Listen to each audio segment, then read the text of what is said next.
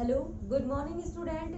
अपन अपनी जूलॉजी के अंदर 41 का चैप्टर पढ़ रहे थे, जिसमें अपन किसके बारे में स्टडी कर रहे थे, किस प्रकार से अपन प्राणियों का संवर्धन करके उनका कल्चर करके अच्छा आर्थिक महत्व अपन प्राप्त कर सकते हैं। अपने लेसन के अंदर अपन डिटेल से इसके बारे में स्टडी कर रहे थे, जिसमें कुटीर उद्योगों के अंदर मुर्गियों का पालन किस प्रकार से किया जाता है, बतखों को किस प्रकार से पाला जाता है एंड इसके अलावा मत्स्य पालन किस प्रकार से किया जाता है। ये सारे के सारे टॉपिक अपने इस लेसन के अंदर अपन स्टडी करेंगे। ठीक है, तो अपन ने क्या स्टार्ट करा था, अपन मुर्गी पालन कुक्कुट पालन के ऊपर अपन डिस्कस कर रहे थे, जिसमें लास्ट जो टॉपिक था अपन ने उष्मायान तक पढ़ लिया था, जिसमें अपन ने कृत्रिम उष्मायान के लाभ भी देख लिए थे।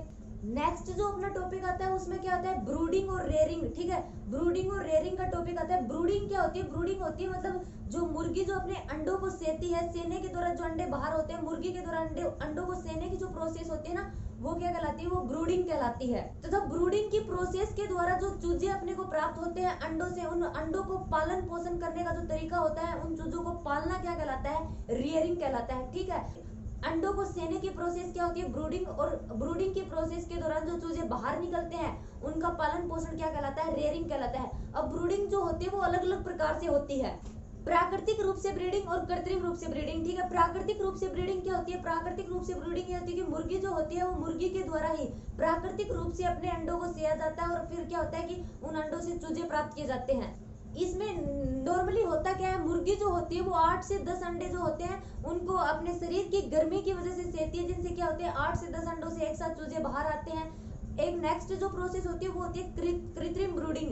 ठीक है, कृत्रिम ब्रूडिंग में जो क्या होता है, कृत्रिम तरीके से ब्रूडिंग की प्रोसेस होती है और चूजों को प्राप्त किया जाता है। ये जो प्रोसेस होती है ये बगैर मुर्गी के की जाती है और इसके कई लाभ भी होते हैं। एक साथ बहुत से चूजों को मतलब क्या किया जा सकता है, अंडों से बाहर निकाला जा सकता है। और इसमें क्या होता है, इसमें सफाई और रोग का भी पूरा प्रबंध हो जाता है। तापमान को अपन अपने हिसाब से नियंत्रित रख सकते हैं। जो मतलब कार्य एक साल में होना चाहिए वो अपन कृत्रिम ब्रूडिंग की जो प्रोसेस होती है इसमें 1 महीने में कर सकते हैं। तो ये कृत्रिम ब्रूडिंग के क्या होते हैं, लाभ होते हैं। आगे क्या दे रखा है, आगे ब्रूडर गृह दे रखे हैं। ब्रूडर गृह क्या होते हैं, ब्रूडर गृह जहाँ पर चूजों को पाला जाता है ना, वो होते हैं ब्रूडर गृह। और चूजे जो होते हैं उन चूजों को प्राप्त करने से पहले क्या किया जाता है, इन पूरी तरह ये जो ब्रूडर गृह होते हैं इनको पूरी तरह से व्यवस्थित किया जाता है। उनमें तापमान, पानी वगैरह की पूरी सफाई वगैरह जो होती है वो अच्छे ढंग से की जाती है। और ब्रूडर गृह जो ये होते हैं, ब्रूडर गृह ये अलग अलग प्रकार के होते हैं, जैसे बैटरी ब्रूडर गृह है, फ्लोर ब्रूडर गृह है। फ्लोर ब्रूडर गृह में क्या होता है, जो फ्लोर होता है या फिर छबड़ी सी होती है उसके बाहर मिट्टी सी लगा दी जाती है और इस प्रकार से चूजों को पालने के लिए एक गृह बनाया जाता है जिसमें चूजों को रखा जाता है। और जो अपने ये ब्रूडर गृह होते हैं ना, इसमें टिन के बने या फिर एल्यूमिनियम के ब्रूडर गृह भी यूज में लिए जाते हैं। और जो बैटरी ब्रूडर होती है, बैटरी ब्रूडर में भी चूजों को पाला जाता है। इसमें क्या होता है कि जो सीमित स्थान होता है उस सीमित स्थान में एक साथ बहुत से चूजों को पालने के लिए बैटरी ब्रूडर का यूज किया जाता है। और ये जो बैटरी ब्रूडर गृह ये जो होते हैं इनमें क्या होता है, आहार और पानी वगैरह की क्या होती है, समुचित व्यवस्था होती है। अगर नेक्स्ट पॉइंट की अपन बात करें तो नेक्स्ट पॉइंट में क्या दे रखा है, मुर्गियों को मतलब मुर्गी पालन के लिए जो पिंजरे बनाए जाते हैं उन पिंजरों के बारे में डिस्कस किया गया है। पहले क्या होता था, पहले मुर्गियों को जब पाला जाता था ना, तब क्या होता था, मुर्गी फार्म बनाए जाते थे और मुर्गी फार्मों में क्या होता था, बहुत सारी मुर्गियां जो होती हैं वो एक साथ उसमें रहती थी। ठीक है, अलग से पिंजरे नहीं होते थे। बट जैसे जैसे साइंस ने तरक्की की है वैसे वैसे क्या हुआ है, मुर्गियों के लिए पिंजरा गृह का निर्माण हुआ है, जिसमें क्या कर सकते हैं, पिंजरे के अंदर अपन मुर्गियों की समुचित व्यवस्था कर सकते हैं। अब मुर्गियों के लिए जो ये पिंजरे बनाए जाते हैं या फिर जो ये केज बनाए जाते हैं ना, इसके बहुत से लाभ होते हैं। अब क्या होता है कि जो अपन मुर्गी फार्म बनाते हैं उसमें क्या होता है, बहुत सी मुर्गियां एक साथ रहती हैं, तो किसी भी एक मुर्गी में क्या हो जाती है, बीमारी हो जाती है, तो सभी में फैल सकती है वो बीमारी। बट जब केज पिंजरों के अंदर मुर्गियों को रखा जाता है तो अलग अलग पिंजरों में रखा जाता है, जिससे क्या होता है, अगर कोई डिसीज किसी बीमारी में आती है तो वो चारों तरफ फैलती नहीं है। दूसरी चीज क्या होती है, जब पिंजरों के अंदर अपन ये अपनी मुर्गियों को पालते हैं केज के अंदर, तब क्या होता है, सीमित थोड़े से स्थान में बहुत सी मुर्गियों को अपन पाल सकते हैं, क्योंकि वहां पर एरिया निर्धारित होता है, पिंजरे से बना देते हैं, इस स्थान में ये मुर्गी आ जाएगी और इतने पिंजरों में इतनी मुर्गियां आएंगी। और अच्छे प्रकार से उनकी देखभाल भी की जा सकती है, हर एक मुर्गी पर नजर रखी जा सकती है। जबकि जब अपन मुर्गी फार्म या फिर मुर्गी हाउस बना देते हैं तो उसमें सारी की सारी मुर्गियां एक साथ रहती है, तो फिर पता नहीं चलता कि दाना पानी का भी अपन अच्छे से देख नहीं पाते। लेकिन जब केज बनाते हैं, तब पिंजरा बनाते हैं, तब अपन एक एक मुर्गी पर अपन क्या रख सकते हैं, निगरानी रख सकते हैं। ठीक है, और ये जो मुर्गियों के लिए ये केज बनाए जाते हैं, इन केज की उचित व्यवस्था, उचित प्रबंध करना जरूरी होता है। इसमें जो पोषण का ध्यान रखा जाता है, आहार जो होता है सभी पिंजरों के लिए आहार जो होता है वो अलग अलग होता है मुर्गियों के लिए। मुर्गियों को टाइम टू टाइम आहार मिलना चाहिए। यदि अगर 1 घंटे भी मुर्गी को मतलब आहार की कमी होती है या फिर आहार पोषण उनको देने में थोड़ी लेट हो जाती है, तब क्या होता है उत्पादन पर बहुत ज्यादा इफेक्ट पड़ता है, उत्पादन में बहुत ज्यादा कमी आती है। जल की समुचित व्यवस्था का ध्यान रखा जाता है, उनको टाइम टाइम पर जल की जरूरत होती है। उसके साथ ही जल का जो निकास होता है वो भी अच्छे तरीके से करना चाहिए। जल के लिए जो उनकी नली व बर्तन जो होते हैं उनकी समय समय पर व्यवस्था करनी चाहिए। इसके अलावा मुर्गियों की जो खाद होती है उस खाद का निष्कासन भी उचित तरीके से किया जाना चाहिए। एंड जो केज जो पिंजरे होते हैं वहाँ पर प्रकाश की भी समुचित व्यवस्था होनी चाहिए मुर्गियों के लिए। अगर अंडा एकत्रण की बात पर अपन डिस्कस करें तो एक दिन में कम से कम 2-3 बार उनके अंडों को एकत्रित किया जाना चाहिए। एंड जो अपना ये केज जो होता है, पिंजरा जो होता है, इसके लिए जो भवन निर्माण बनाया जाता है उस भवन को अच्छे तरीके से बनाया जाता है। उसकी हाइट देखी जाती है कि अपन उसके अंदर कितने पिंजरे फिट करेंगे, 2 मंजिला या फिर 3 मंजिला। उसके अकॉर्डिंग क्या किया जाता है, जो भवन होता है उसकी हाइट दी जाती है 12 फीट 13 फीट।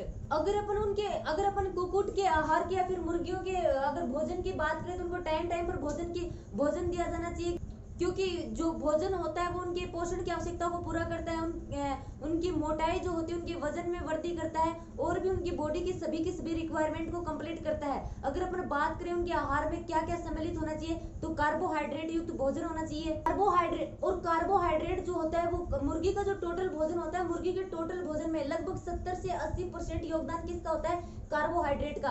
और कार्बोहाइड्रेट किन से प्राप्त किया जाता है, मुर्गी को क्या देना चाहिए, मक्का, गेहूं, जौ, जई, चावल, आलू, ये सब क्या होते हैं, इनमें कार्बोहाइड्रेट होते हैं और इनके पोषण के लिए इनकी क्या होती है, आवश्यकता होती है। अगर कार्बोहाइड्रेट के अलावा अदर अपन बात करें तो मुर्गी जो होती है, मुर्गियों को फैट फीड मतलब जो चर्बी या फिर वसा जो होती है उनकी आवश्यकता होती है। ऐसा भोजन भी मुर्गियों को देना चाहिए, क्योंकि मुर्गियों को जब फैट फीड दिया जाता है, वसा वाला भोजन दिया जाता है, तो वो क्या करता है, उनकी एनर्जी की आवश्यकता को पूरी करता है, ठीक है। और फैट फीड की अगर बात करें तो मुर्गियों को जो टोटल उनका आहार होता है उसमें 5% किसका योगदान होना चाहिए, 5% मुर्गियों को क्या देना चाहिए, फैट फीड देना चाहिए, वसा युक्त भोजन देना चाहिए।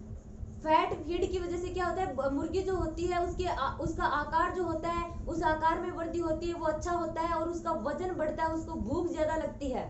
और फैट फीड में क्या क्या आते हैं, अपने सोयाबीन का तेल, मूंगफली का तेल, बिनोले होते हैं, बिनोलों का तेल एंड मक्का का तेल, ये सब क्या होते हैं, इनमें वसा होती है। तो इस प्रकार का फैट फीड किनको देना चाहिए, मुर्गियों को देना चाहिए, ताकि उनकी एनर्जी की जो रिक्वायरमेंट है वो कंप्लीट हो सके। इसके अलावा जो मुर्गियां होती हैं उन मुर्गियों को प्रोटीन युक्त भोजन भी देना चाहिए एंड खनिज आहार भी उनको देना चाहिए। खनिज आहार में उनको मैग्नीज, कैल्शियम, फॉस्फोरस, इस प्रकार के खनिज उनको मिलने चाहिए, ताकि क्या हो सके, अपने को मुर्गियों से अच्छा उत्पादन प्राप्त हो सके। क्योंकि मुर्गियों को जब आहार अच्छा होगा, उनके खाने की व्यवस्था अच्छी होगी, तभी क्या होगा, तभी मतलब वो अपने आर्थिक महत्व में, इकोनॉमिक इंपोर्टेंस में अपना महत्वपूर्ण योगदान कर पाएंगे और अपने को अच्छा लाभ मिल पाएगा।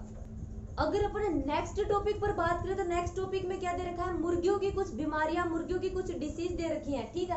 और मुर्गियों की जो ये बीमारियां होती है ना, बहुत ही खतरनाक होती हैं। अगर अपन फार्म हाउस की बात करें तो जब एक मुर्गी को अगर किस प्रकार की कोई संक्रामक डिसीज हो जाती है तो वो पूरे के पूरे फार्म में फैल जाती है, तो उसका नुकसान भी फिर बहुत ज्यादा हो जाता है। अगर मुर्गियों में होने वाले कॉमन डिसीज की अगर बीमारियों की अपन बात करें, मुर्गियों में विषाणु जनित, बैक्टीरिया जनित एवं कवक जनित रोग होते हैं। अगर विषाणु जनित रोगों की अपन बात करें, विषाणु जनित रोग कौन कौन से होते हैं,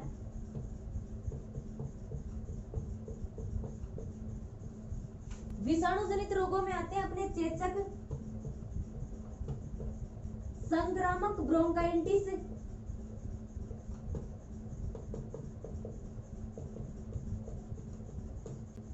एंड इसके अलावा रानीखेत, लिम्फोइड ल्यूकोसिस,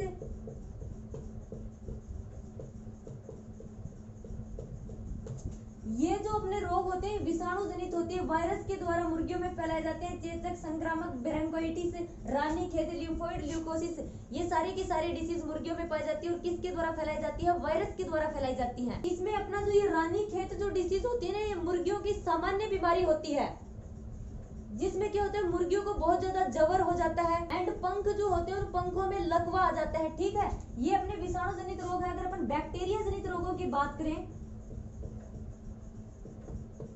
बैक्टीरिया जनित या फिर जीवाणु जनित, इसमें आते हैं फाउल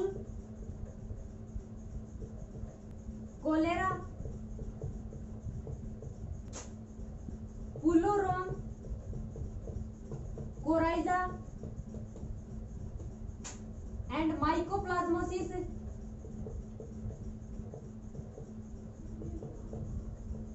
ठीक है, ये fowl, cholera, pullorum, coryza, mycoplasmosis ये क्या है? ये बैक्टीरिया जनित रोग होते हैं, जीवाणुओं के द्वारा मुर्गियों में फैलाए जाने वाले रोग होते हैं। अगर नेक्स्ट डिसीज की अपन बात करें जिसमें फर्स्ट अपना विषाणु जनित था, सेकंड बैक्टीरिया जनित, अगर थर्ड अपन बात करें कवक जनित रोग आते हैं। कवक जो होते हैं, फंजाई जो होते हैं या फिर फंगस जो होते हैं उनके द्वारा फैलाए जाने वाले रोग। इसमें आते हैं ब्रूडर निमोनिया,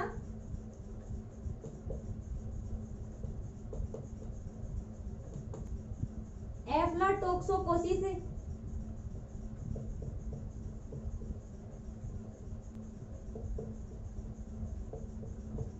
एंड एस्पारजोलिसिस।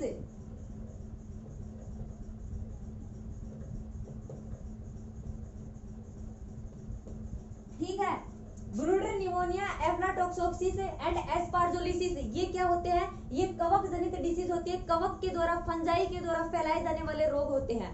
अगर इनमें से कोई भी रोग का संक्रमण अधिक ज्यादा हो जाता है तो उसका सिर्फ एक ही सॉल्यूशन होता है, जिन मुर्गियों के अंदर संक्रमण होता है उन मुर्गियों को मार देना चाहिए, क्योंकि वरना फिर वो क्या करती है, पूरे के पूरे फार्म के अंदर क्या कर देती हैं, इस प्रकार की संक्रामक डिसीज फैला देती हैं। ठीक है, तो ये तो था अपना मुर्गियों के किस प्रकार से प्रबंधन होता है, किस प्रकार से उनको आहार खिलाया जाता है, किस प्रकार मतलब केज पिंजरों के अंदर ये रहते हैं। ओके, और उनके अंदर फैलने वाली कौन कौन सी संक्रामक डिसीज होती हैं। नेक्स्ट जो अपना वीडियो होगा उसमें अपन किसके ऊपर डिस्कस करेंगे? मत्स्य उद्योग के ऊपर, मछलियों को किस प्रकार से पाला जाता है, मत्स्य पालन के बारे में अपन डिस्कस करेंगे।